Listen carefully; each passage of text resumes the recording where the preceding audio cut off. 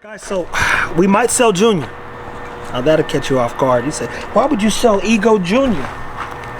I go through a 7-month analysis. We get to that midway mark before we get into the 9-month mark, and we put in perspective where we're trying to take our program. In the next video, I'll break down if I had to get rid of every dog, which ones I would keep, which ones I would let go, and which ones are going to get us to the promised land, aka that AMT.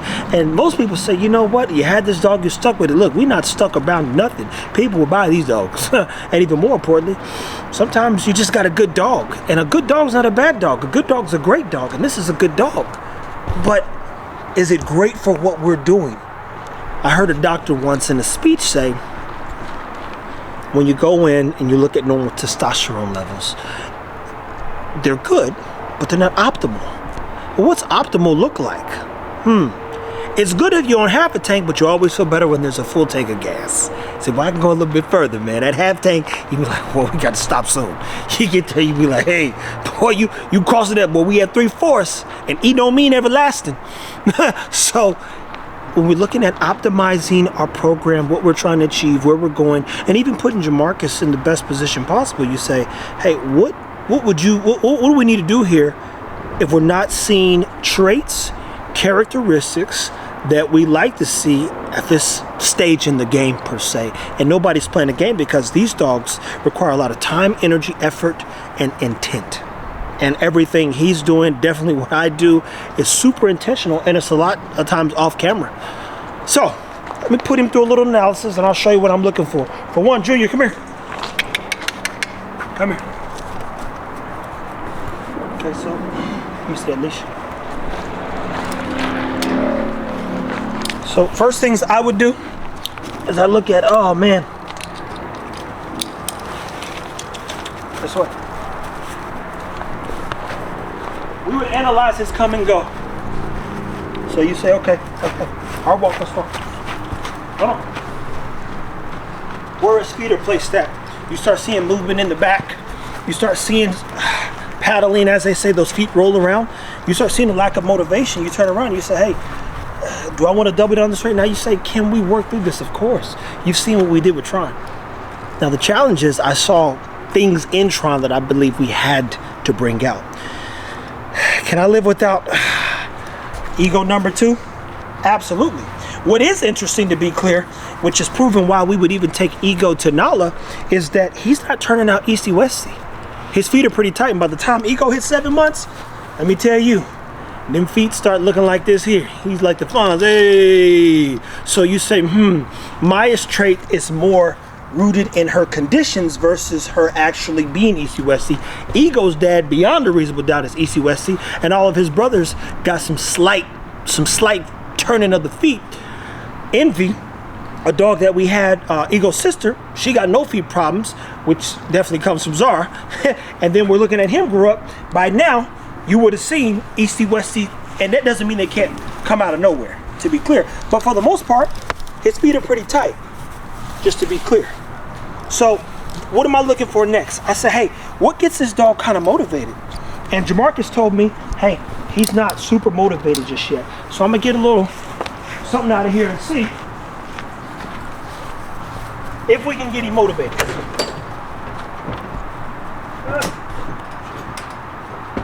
got a little flirt pole.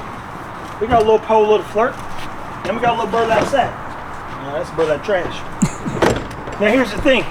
You see, again, why would you X him out of the program so early?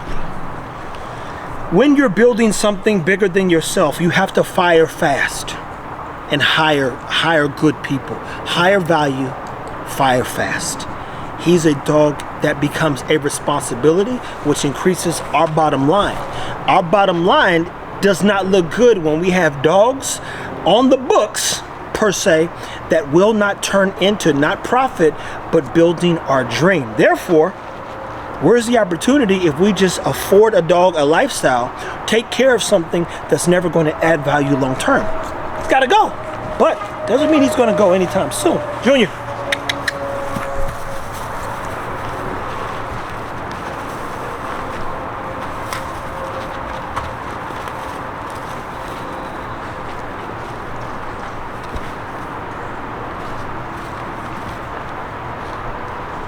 Good boy.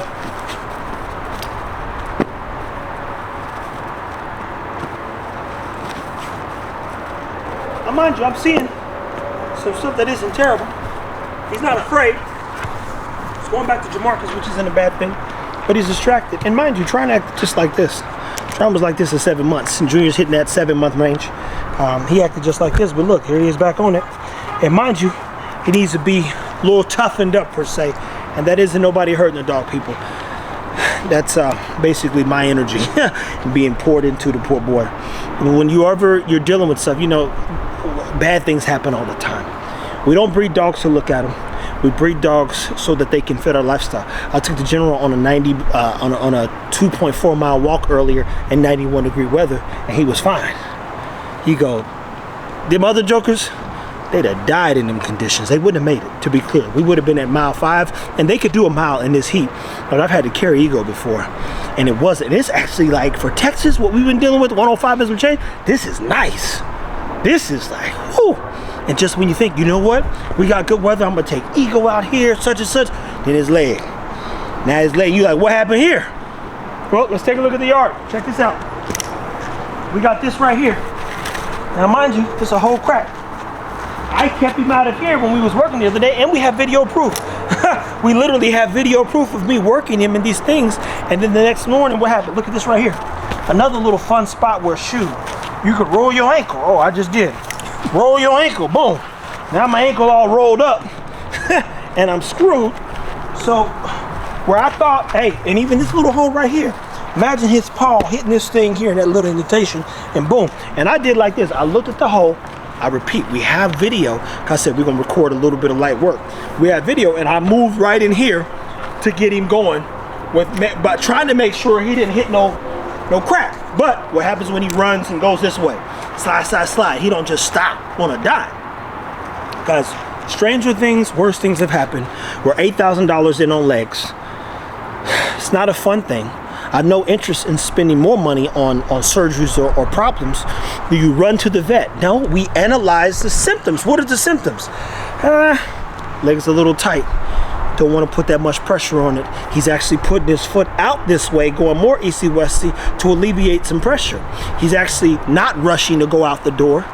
And even worse, he ain't even trying to get on the bed. In this case, you know, I know some people don't like their dogs on beds. It don't bother me none.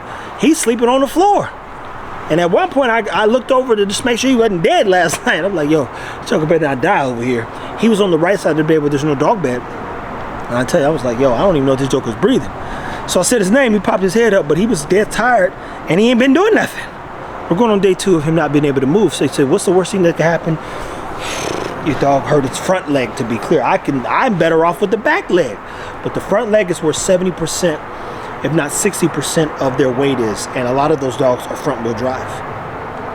Junior, in this case, you're looking for traits and characteristics that should be passed on from mother and father, but definitely the mother to the kid. And even Maya took a lot to get motivated. That was 2 years of work.